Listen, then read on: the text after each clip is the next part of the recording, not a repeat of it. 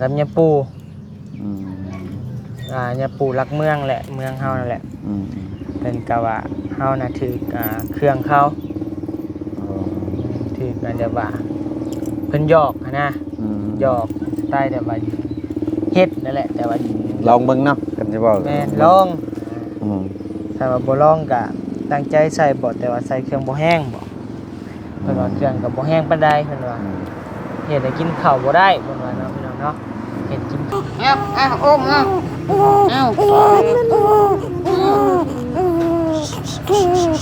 ยู่ในอ้อมกอดแม่แล้วบ่ให้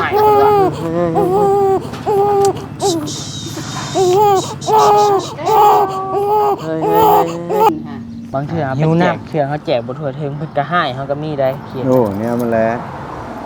มีส่วนหลายอย่างอยู่ดอกดักคนตั้งแต่ผู้มีเพิ่นได้ผู้บ่มีเพิ่นบ่ได้เห็นได้เฮาเพิ่นบ่ฮู้จักหั่นนะ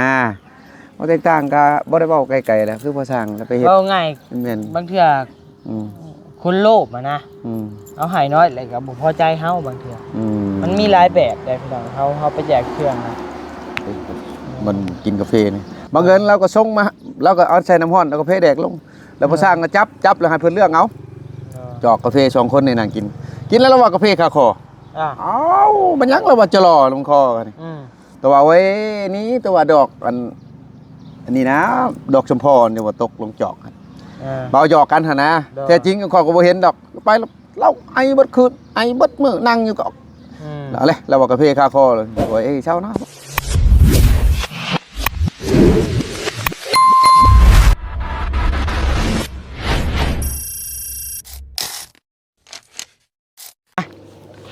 ไปเบิ่งเท่าลักกี้ก่อนพี่น้องเท่าลักกี้ยิ้มนะพี่น้องเนาะลักกี้นี่ถือว่าเป็นความหมายที่ดีได้พี่น้องเนาะเป็นความหมายที่ดีแฮง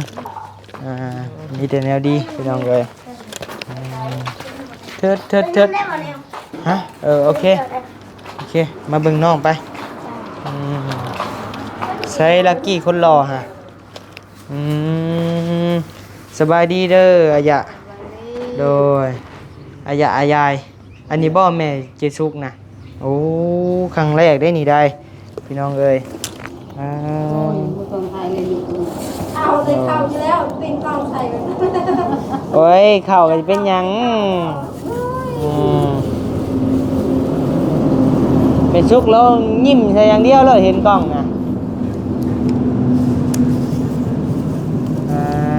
ต่อได้เลนอีกแล้วเนาะเลนได้เนาะล้านบ่ล้านเลนนี่ต้องลูกเท่าลักกี้นี่เนาะเลนเนาะเท่านี้โดเลนล้านเลยก็แห้งนักล้านก็ยังอันนี้อยู่ติล้านยังเป็นเบี้ยนี่เด้ที่ได้เลนนั่นเลยที่ก่อนเนาะเลนอันนี้บ่โอ้ยยังบ่ยังเฮิงใหญ่เลยสิเอาเลยอีก10 กว่าปีอีก10 กว่าปีนอนอาปากอยู่พี่น้องเลย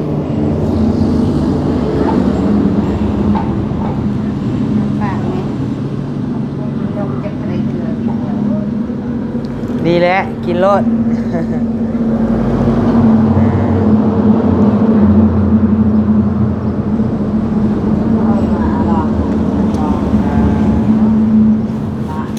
เลี้ยงเป็นหรือบ่ไม่สุก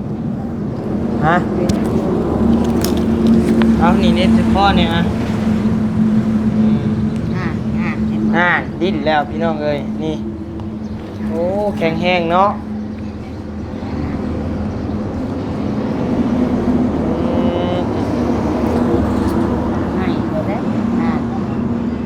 บ่ให้หันใจซื่อๆเราเด็ดเอาแม่หนองหายแม่ใส่ผ้าเนาะมึงเอาหนองมาเป็นไม่เห็นแม่ไปสุดแล้วนะต้องให้น้องกินนมลายมันเป็นยันยืดคอโดนให้แล้วเซ็ตมาชุบเห็นได้ไหมนี่เอาเนี่ยได้ไปนมละเนี่ย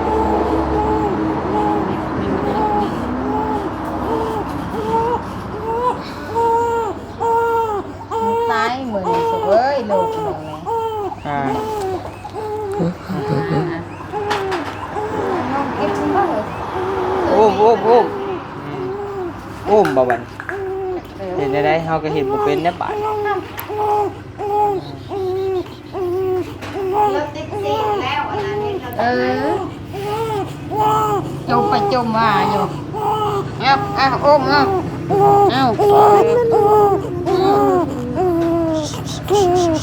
อยู่ในอ้อมกอดแม่แล้วบ่ให้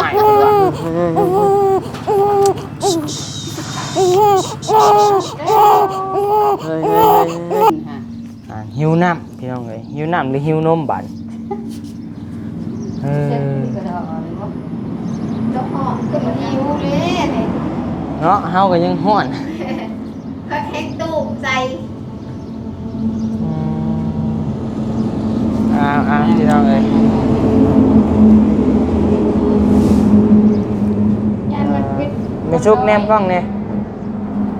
โอเค จ้าบอกว่าท่านหลอกเลยอยู่ดูขายคลิปมันอะไรครับกลัวท่านจะเจ้าละ ข้าวใส่ผ้า โอ้ยแพงเรื่องอะไรเขาบอกว่าท่านจะเจ้าเธอขนมได้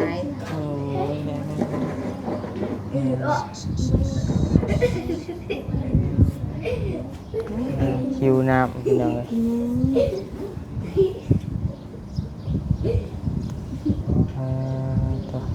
มื้อนี้ก็เป็นมื้อดีมื้องามพี่น้องเอ้ยเนาะ จะไปมัวเขาอยู่ร้านกล้องวันนี้ หลังอันที่เธอไปเลยว่าตลกแอบเก่ง อย่าปากน้องสิให้หั่น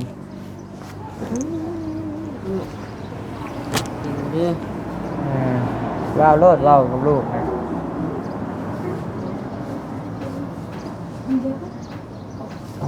พี่น้องเอ้ยคักเนาะอยู่นี่ก็ได้ ครับมันฮ้อน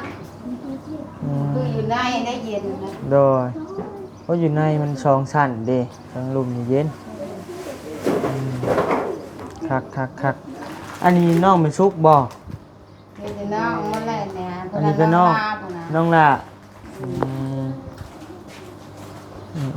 มีเอ้ยน้อง3คนบ่ กระปาเด้อกระปาเครื่อง อันเม็ด 5 คนลูก โอ้เพิ่นนี่เป็นกกบ่ บ่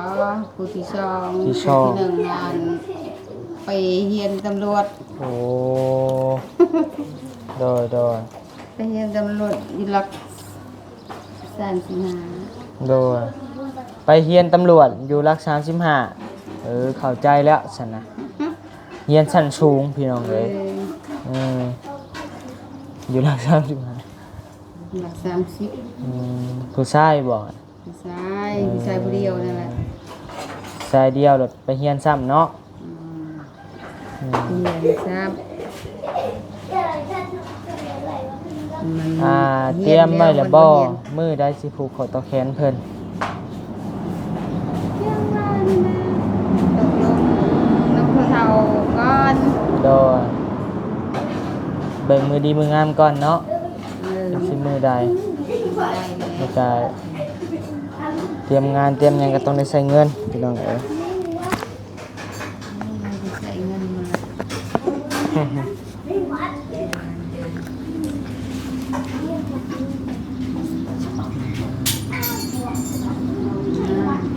เงียบเนาะวันนี้เนาะได้กินแล้วเงียบเนาะ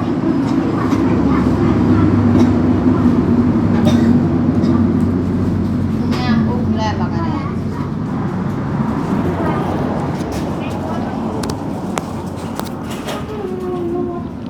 แกรถจักรสิพ่อคือไปไหน ไม่ต้องเลยถามไปจะหมดไปหมดเดี๋ยวคือว่าเบิ่งรู้ในลำตรงอ่ะถือบ่คนรถจักรบ่ถือบ่ไปแจ้บ่ถือบ่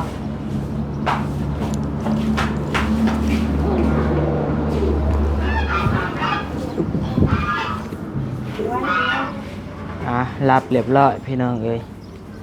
ปงมึงลูก ปงดูปงเป็นบ่ อืม เทิดเทิดเทิดเทิดเทิดเทิดเทิดเทิดเทิดโอ้ ปงเด้อ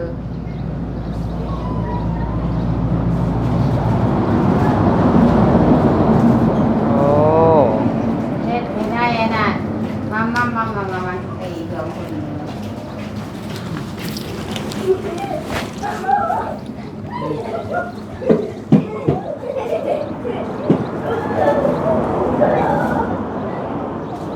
บ่ได้ให้แล้วให้มันนอน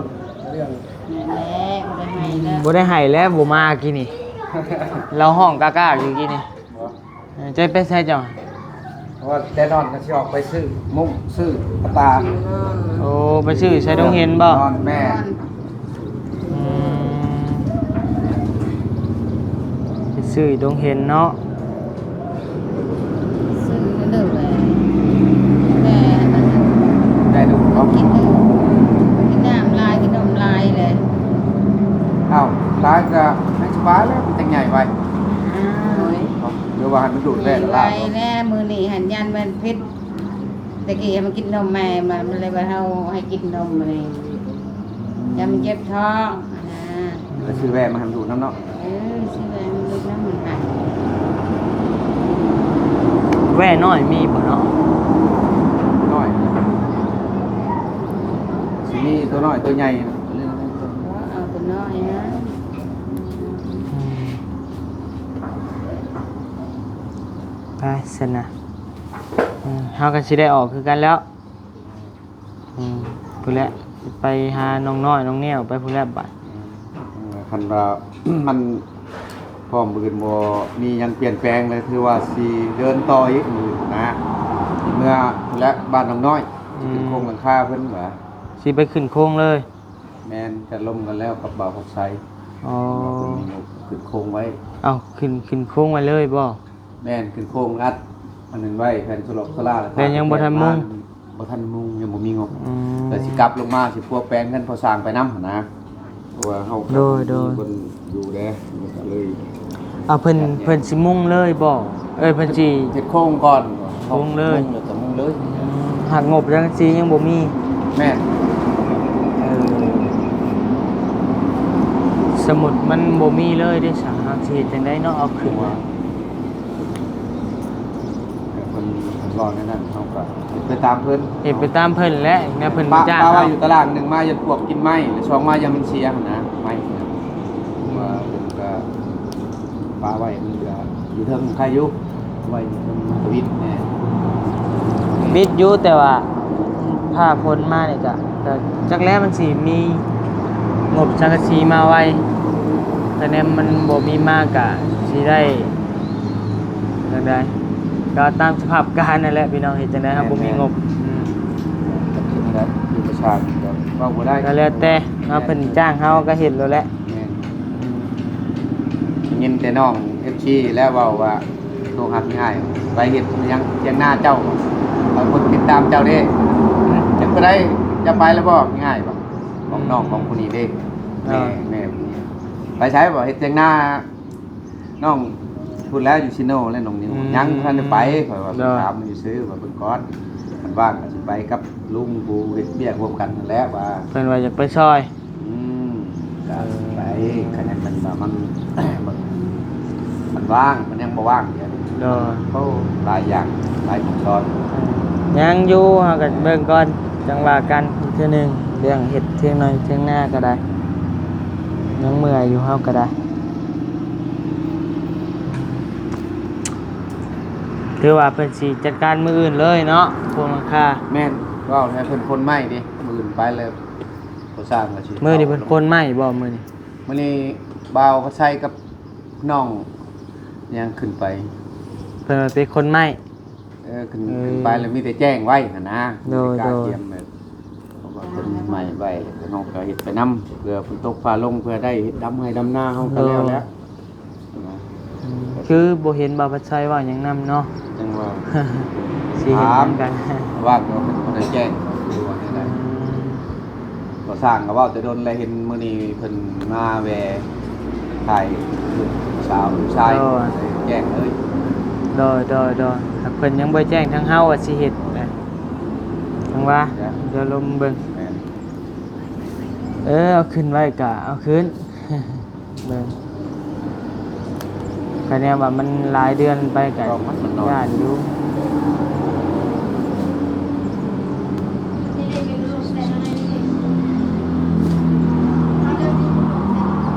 รับบาดนี้เนาะ สบาย ให้อยู่ว่าสบายตอนแรกนี่จังได้ได้ เราก็ว่าตอนแรก ดีดัก เรียบร้อย ดีเลย มีแต่นั่นมีแต่เอาผ้าแล้วก็ ก็ มันตกใจเด้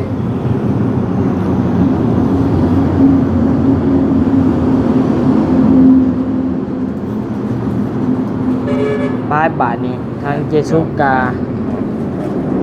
เป็นแม่คนบาดนี้พี่น้องเลย เป็นแม่น้องลักกี้บ่เอิ้นนะแม่สุกบาดนี้เอิ้น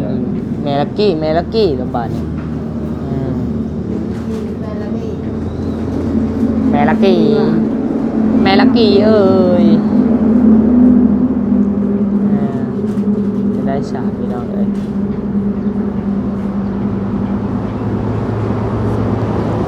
ไปพอช่าง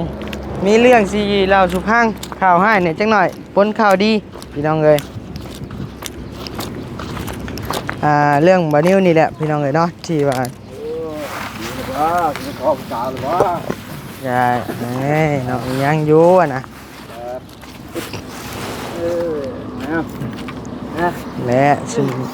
กันนี่แหละ โอ้ลมนำ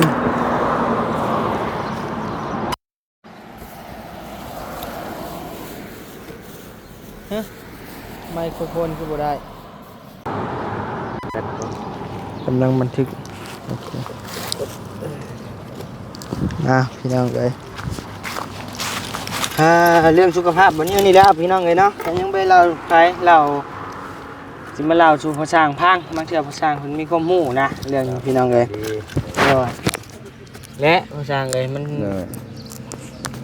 ใช่ตอนแรกก็คิดอยู่พอสร้างเลยเรื่องเขาเป็นนี่แหละตอนแรกก็คิดว่าว่าบางเทื่อเขาไปบ้านนอกนั่นนี่ฮะนะเขาไปบ้านนอกบ้านนามาแล้วยันเขามีเครื่องมีคองฮะนะมีคุณไสอะไรว่าง่ายพี่น้องคุณไสนั่นนี่ก็คิดอยู่เป็นหลายเดือนเป็น2 เดือนแล้วก็เป็นเดือนปลายแล้วบ่ก็ยังกินยานั่นนี่ก็ยังบ่เศร้าพี่น้องเอ้ยบ่เศร้าจักเทื่อยาก็หมดหลายแสนหลายล้านแหละพี่น้องเอ้ยยาก็ได้คันว่ากินก็สารพัดยาแหละมันบ่ออกบ่เข้าสร้างเมื่อวานนี้บัดเมื่อวานนี่แหละเฮาน่ะไปสวรรค์แต่ว่าแม่เฮาน่ะเพิ่นไปเบิ่งกับยาปู่ยาปู่รักเมืองแหละเมืองเฮานั่นแหละเพิ่นก็ว่าเฮาน่ะถือเครื่องเขาถือกันแต่ว่าเพิ่นหยอกนะหยอกสไตล์แต่ว่าเฮ็ดนั่นแหละแต่ว่าลองเบิ่งเนาะกันสิบ่ แม่ลองถ้าว่าบ่ลองก็ตั้งใจใส่บ่แต่ว่าใส่เครื่องบ่แห้งบ่เพิ่นว่าเครื่องก็บ่แห้งปานใดเพิ่นว่าเฮ็ดให้กินข้าวบ่ได้เพิ่นว่าเนาะพี่น้องเนาะเฮ็ดกินข้าวบ่ได้แต่ก็กินข้าวบ่ได้เลยก็ยังเครื่องบ่แห้งปานใดแต่เฮ็ดให้ตายได้ว่าซั่นนะมันตายยังบ่ได้กินข้าวแล้วเนาะแม่นแล้วกินบ่ได้เฮ้ยกินข้าวได้ก็อยู่ ก็ถือ คือ คน ว่า ที่วางบ่วางดีนั่นแหละพี่น้องเอ้ยเนาะเฮ็ดใช่ก็เฮาก็บ่ฮู้ว่าไผพี่น้องเอ้ยเพิ่นมีแต่เพิ่นบอกว่าคนจะจ้อยบ่สูงปานใดดำๆเพิ่นว่าคนอยู่เหนืออยู่ใกล้เพิ่นว่าว่าเนื้อมันก็อยากสะดุ้งอยู่แล้วพี่น้องเอ้ยเนาะเพราะว่าบัดนี้ก็แล่นลงเซโปนกับเนื้อพี่น้องเอ้ยเนาะขึ้นเซโปนกับเนื้อนะแม่นใช่กับเนื้อเบิดทั้งนั้นสายเซโปนมันสิมีแบบว่าพวกยังเกาะเพิ่นพวกนี้เนาะลาวเทิงลาวเทิงพี่น้องเอ้ยเนาะเป็นแบบ ชนเผ่าอะนะเพิ่นก็ชนลายก็อยากมีแล้วนั่นเนาะเฮาบางเทื่อเฮาก็บ่ฮู้ว่าสิไปเว้าหยังผิดหูเพิ่นหรือว่าเว้าหยังอันบ่ถูกใจเพิ่นหั่นนะหรือว่าเห็นเฮาเข้าไปแล้วอยากเฮ็ดทรายบ่ลองบ่หั่นนะพี่น้องเอ้ยก็นี่แหละมาเล่าสู่ FC พังนะพี่น้องเนาะบ่นิวถึกคนใส่พี่น้องเอ้ยก็ข่าวดีก็ถือว่ามีทางรักษาแล้วพี่น้องเอ้ยเนาะทางยาปูเพิ่นก็เอาน้ำมนต์ให้บ่นิวกินครับพี่น้องเนาะก็เว้าเรื่องเสื้อก็บ่น่าเสื้อก็เสื้อได้พี่น้องเอ้ยเนาะว่าเอ้าบ่มีไผบอกว่าแม่นเฮามักเฮากินน้ำหวานดุโพดนะช่วงเฮาเป็นนี่ว่าง่ายหรือว่าเครื่องมันให้กินบ่เนาะรู้สึกว่าอยากน้ำหวานกินแต่น้ำหวานแทบจะบ่กินน้ำละละเลยอ่ะพี่น้องเอ้ยเนาะขาดอาหารเด้ขาดนั่น แต่ก็เพิ่นบอกโอ้เฮาว่าเฮามักกินน้ำหวานนะทางเฮาบ่ได้ไปนำได้ว่านี่จะเชื่ออยู่บ่อาจารย์กะท่านสิเว้าก็เชื่อแน่หั่นแหละงมแน่เอาเบิดซองไผ่แหละคือเฮาไปหาแพทย์หาหมอยกตัวอย่างเจ็บเป็นอุ่นมันบ่เซาแล้วก็เฮาก็งมไปคือยกตัวอย่างเฮาเจ็บท้องและเจ็บไส้ติ่งบ่หรือว่าเป็นพยาธิลงท้องผู้บางคนหาหมอมาเป่าจะให้มันเซาติมันก็มันบ่ถือมันก็บ่เซากันได้จนถ้าว่าเฮาส่งสโลมบ่หรือว่าเฮาเฮ็ดอะไรนึงถือว่ามันก็เซาคันถึงมันก็บ่ยากก็ดีแล้วแหละพี่น้องเอ้ยเนาะที่ว่ามีทางแก้นะพี่น้องเนาะเป็นวัยรุ่นนะเหมือนอายุโบราณปานใดเพิ่นน่ะฮู้เนาะ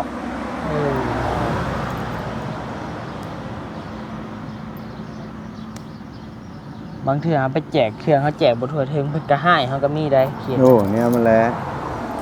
มีส่วนหลายอย่างอยู่ดอกเด็กคนแต่ผู้มีเพิ่นได้ผู้บ่มีเพิ่นบ่ได้ได้เฮาเพิ่นบ่ฮู้จักหั่นนะบ่แตกต่างก็บ่ได้เว้าไกลๆแหละคือบ่สร้างแล้วไปเฮ็ดเว้าง่ายบางเทื่อคนโลภอะนะเอาให้น้อยแล้วก็บ่พอใจเฮาบางเทื่อมันมีหลายแบบแต่พี่น้องเฮาไปแจกเครื่องนะมันก็ยากใจอยู่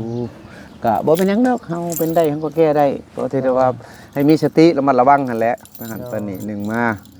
ไปนำมนต์ชนอยู่ผู้นึงผู้เดียวก็กล่าวว่ามันบ่คักน้ำใจเฮาก็ต้องพยายามแหละสุดยามแต่ว่าเฮาก็บ่ให้ถือเบาหลายก็บ่ให้เอาใจใส่แห้งหลายเป็ดเหยียบพอดีเฮาก็สบายใจได้แล้วพี่น้องที่ว่ามีข่าวดีมาแล้วก็อาการก็เริ่มไข้แน่แต่ว่านี่ผู้แหละพี่น้องเนาะไปกินข้าวอยู่เฮือนดองเฮือนหยังก็คือว่าโอเคแน่นะบ่ได้ฮากบ่ได้อาเจียนว่าไง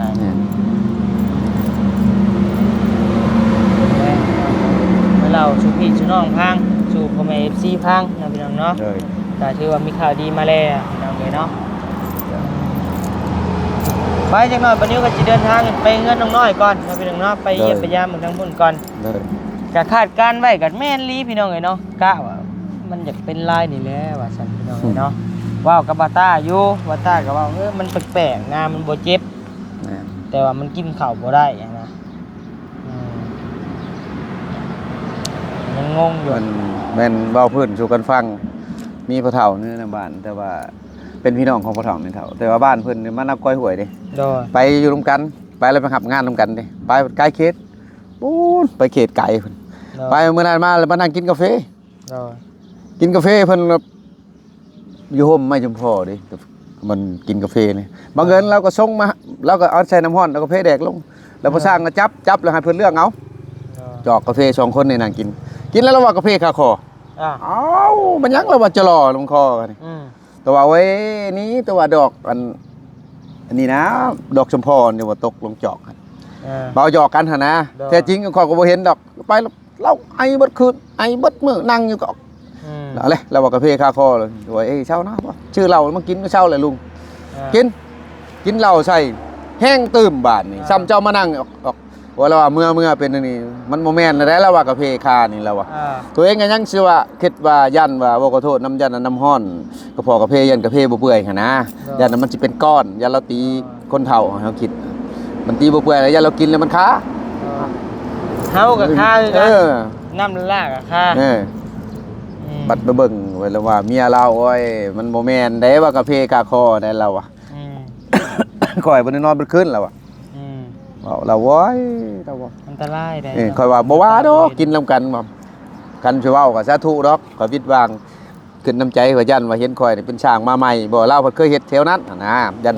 บ่ชวนหมู่บ่หรือว่าแนวใดแท้จริงเจ้าของห้านนี่ก็เฮาก็บ่ฮู้จักกันเพราะว่าเป็นเจ้าของขายเครื่องเฮาก็บ่ได้กินเหล้ากินเบียร์กินกาแฟแล้วจังเฮาก็จ่ายเงินแล้วก็ออกเพราะว่ามื้อเช้าเด้ตื่นมาแล้วพากันกินกาแฟแล้วไปเบิ่งไปรับเวียกไปรับงานเลยงานก็ประมาณ 2-3 หมื่นอยู่ข่อยก็ยาเลยบ่ไปเลย อืม เห็นว่าลุงเป็นนั่นนั่นเฮาก็ยาเฮาก็บ่ได้นั่น อันตรา โทร ย มา ได้ ข่อย พี่ บ่ไป น้องเนาะระมัด ยา ระวังชาวพุทธนี่มัน แม่นบ่ก็บางเทื่อก็มันก็เป็นไปได้บางเทื่อก็คิดไปมันก็ต่ำแต่เดียวกับเฮาเป็นพญาตินี่แหละบ่ให้คิดหลาย คือบ่สร้างตะกี้เห็นแหละเพิ่นสิว่าเป็นกระเพาะกินกระเจ็บบ่กินกระเจ็บเดี๋ยวนี้หั่นเริ่มกระเพาะมันเป็นกระเพาะไผฮ้อนขึ้นมามันบวกกับกระเพาะประสาทคันถ้าว่าประสาทเฮาขึ้นมานี่กระเพาะมันก็เริ่มวุ่นวายแล้วเด้มันยังมีส่วนทางที่ดีเลยเฮาอยากกินข้าวกินหยังแล้วเฮาเฮ็ดจิตใจทำสบายตั้งสมาธิอยู่กินข้าวอิ่มเลยนอนพักผ่อนเฮาก็คอยเฮ็ดเวียกไปนำถือว่ามันก็สบายใจพญาติเฮาก็ แต่ว่าเฮา หาย เป็น ไป กระเพาะบ่เจ็บบ่เจ็บเลย โอ้ก็มีส่วนกินแล้วมันจะ คาคอ ทนคืนแม่น เท่านั้นกินข้าวบ่ได้ เท่านั้นแหละไปโอเค แม่นเจ้า ดี๋ยวสิแหละพี่น้องเอ้ย ได้ จะว่ากันเด้อพี่น้องเด้อเดี๋ยวพบกันใหม่ เอา ในคลิปหน้า โดย สำหรับคลิปนี้ คนใดก็ให้หายดีบ๊ายบายเด้อเจ้าดีมีแฮง เนาะแสงเอ้ย โดย